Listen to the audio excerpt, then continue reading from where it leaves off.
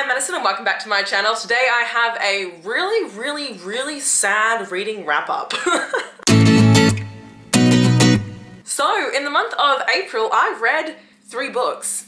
I read 3 books! Oh, I literally sat there, went to go do my little listy thing that I do all the time, and realized I read 3 freaking books. 3. I have not read these few books since 2019.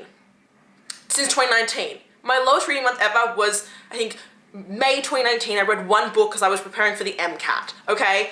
This is crazy. I cannot believe I only read 3 books. I still read over 1,000 pages, but 3 books. Anyway, this is gonna be a really short and sad, wrap up because of that. So, I'm sorry, my brain still just can't process that. Anyway, in the month of May, I read 3 books. 2 of them are romances and 1 of them was a fantasy. I read 2 of them on ebook and 1 of them as a hardcover. They were all adult and my page count was 1,065 pages. So at least I cracked that 1,000 mark, but yeah, no, not intended. So let's get into it. As per normal, I'll start with my lowest rated read and work up to my highest. We had a little bit of everything this month. We had a 3-star, 4-star, and a 4.5. So my 3-star read was Coach by Daphne Perry. This is a single parent sport romance. You've got Ford and you've got Millie. Now, Ford and Millie were best friends when they were in college together. Something almost happened between them, but then Ford's ex-girlfriend got #pregnant. He married her. They had a whole life. Didn't speak to Millie again. Anyway, it's 9 years later and Ford has just taken a position as the head coach for, what's the team called? It is the Treasure State Wildcats. So he's just moved there with his 9-year-old daughter. He's gonna be, the coach, and when he gets there, he ends up seeing Millie again. Because it turns out that Millie is actually the assistant AD at Treasure at the college. And so this is their first time seeing each other in years. They're definitely a little weird between the 2 of them because they were best friends, and then he kind of ghosted her when he got the baby. And so it's 2 of them working in close contact and kind of starting up a romance, the 2 of them, something that, was bubbling all those years ago. They were best friends, all that kind of stuff. So that's what the book is about. I enjoyed it to an extent, but I didn't love it. And it was fine, there was nothing that made me oh my god, yes, it was so angsty and the couples together, all that kind of stuff. That wasn't the case. I was just reading it, and there was no sense of urgency, and it's a well-written book, it's a good book, and people do love it, but I was just kind of I've read a lot of sport romances. Best friends to lovers is also, and second chance romances. I've said there's so many I've said this all the time. Second chance romances are so hit or miss. I either give them 5 stars or 3 stars. I know I've said this 17 times if you watch my channel religiously. You hear me say this all the time, but it's true. It is so true. And this is one of those second chance romances that was just a 3-star. Now, I did love his daughter, I love the whole single parent aspect of it, and, there was a bit of a forbiddenness as well between the 2 of them, and there were some really great sexy scenes in this, some really nice and hot scenes. So, if you like sport romances, don't knock it off, still give it a shot. It just wasn't, my given favorite, However, I then read City of Thorns by C.M. Crawford, which is a fantasy romance, and well, yeah, it's urban paranormal, it's weird, to be quite honest, but I really enjoyed this. So the City of Thorns, it's in this world, humans exist and demons exist, and all the different subsects of demons, and there are cities that exist in our human world that are demon cities, and they're closed off, they're gated communities, only demons can live there, and then some humans do go there for special universities if you're loaded, okay? So you're following Rowan, and she wants to find the demon who murdered her mum. She's very determined to find out who this person is. However, she can't do that if she can't get into the City of Thorns, and she can't get into the City of Thorns because she's a human, and also she doesn't have enough money to actually attend the university there, although her best friend does.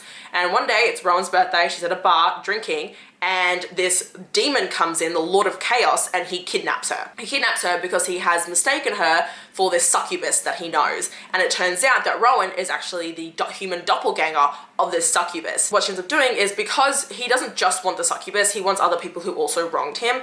And so she says, why don't I pretend to be the succubus, help you kind of get these other people that you wanna take revenge on, and in return, you let me stay in the City of Thorns so I can track down my mum's killer. So they end up agreeing to this bargain, this deal, and she pretends to be this succubus even though she's human, and it is so much fun. I really loved it because the succubus, they're my favorite creatures of all time. I love succubi, literally so freaking much. Succubi are the best.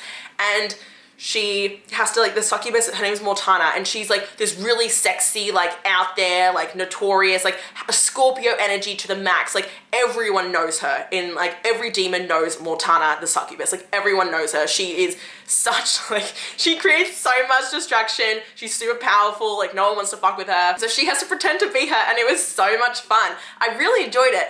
It was like a really quick read. It does end off on a cliffhanger. There is like a bit of a romance between Rowan and Orion, especially because, you know, part of her succubi kind of guise while she's in there is to pretend that like Orion is her new like plaything as well. So there is like some scenes that do go on. Nothing like too steamy or spicy like happens, but it was like a really fun ride, and I definitely want to continue on with the series. It doesn't like, I don't like need to pick up the next one like right now, you know. I feel like if there had been a 5-star, I would have like binged the entire series, but it was a really, really solid 4, and I had a lot of fun reading it. And I kind of found it really interesting kind of seeing this whole new demon world and the way that everything kind of like interacted, and all the friends and all the different people that we got to meet. It actually had a lot of vibes in it that reminded me of ᴛɪᴛᴏᴅ, especially when they were in the Court of Nightmares, and they, you know, there was that whole scene where she's, you know, sitting on his lap on a throne and is being all sexy and stuff, and they're all powerful. Like, it was giving me like a lot of those vibes. So I think if you really like that, definitely do check this book out, because I had a lot of fun reading it, and I feel like I'm quite picky when it comes to fantasy romances, and this one slapped. This one hit.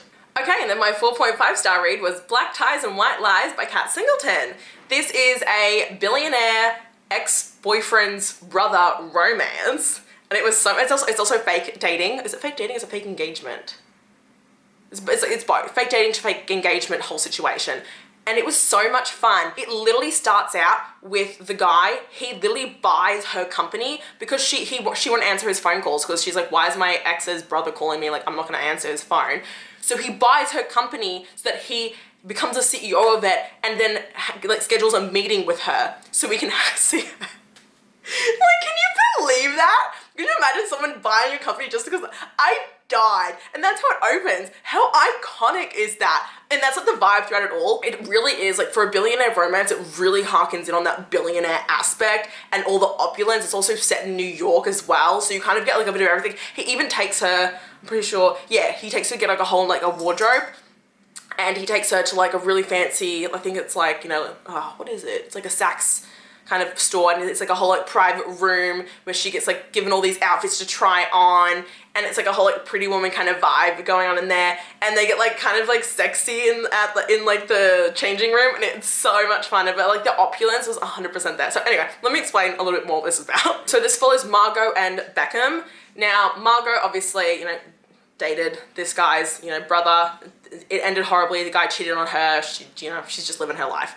Beckham, however, he needs to fake date and get fake engaged to someone, because there was recently an article that came out about him being a playboy, and so his kind of company is like threatening him, you know, his board, even though he does own the company, his board is threatening to like take him off, and if he doesn't like get his act together, because they don't want the bad press. So he needs a fake, you know, wife so that, you know, they think that he's a family man and all that like good kind of stuff. And so she ends up agreeing because he offers her like a shit ton of money, and like they sign like a whole agreement and everything. It was amazing. And so he ends up hiring her as his assistant, so they can be like, oh, we fell in love while we were working together, and like all this kind of stuff. Like it naturally happened. It's like a 6-month long like sting. It's a long sting operation they kind of go through for this as well, which is nuts. So that's what it is. And there's like so much drama and fun that goes around with, especially because they're really attracted to each other like right off the bat. Like the second the book starts, like you can tell that they're super into each other. And there was also Margot is an artist, and so she's always like, you know, want to pursue that. That's like her dream, even though it's been hard. And so